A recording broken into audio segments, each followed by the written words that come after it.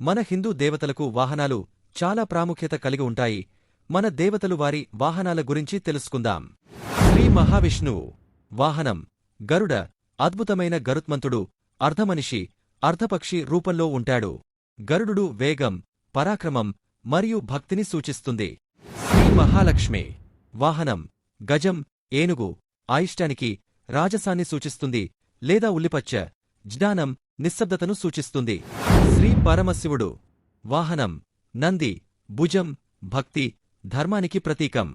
శ్రీ పార్వతీదేవి వాహనం సింహం, శక్తి, ధైర్యం, పరాక్రమానికి సూచకం. శ్రీ వినాయకుడు వాహనం మూషికం, ఎలుక, సమస్యలు మరియు అవరోధాలను అధిగమించడం.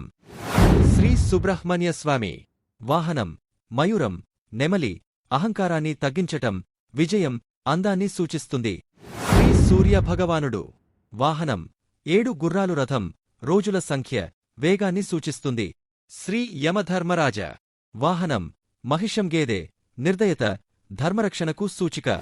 శ్రీ శని భగవాన్ వాహనం కాకి, కర్మ, న్యాయం. కాకి అనేది తక్కువ ప్రాముఖ్యత కలిగిన పక్షి అయినప్పటికీ ధర్మబద్ధమైన జీవన విధానాన్ని సూచిస్తుంది. శ్రీ వరుణ దేవుడు వాహనం మత్స్యం లేదా మకరం, నీటి శక్తిని సూచిస్తుంది. మరిన్ని ఇంట్రెస్టింగ్ వీడియోస్ కోసం సబ్స్క్రైబ్ ఆర్ ఫాలో చేయండి.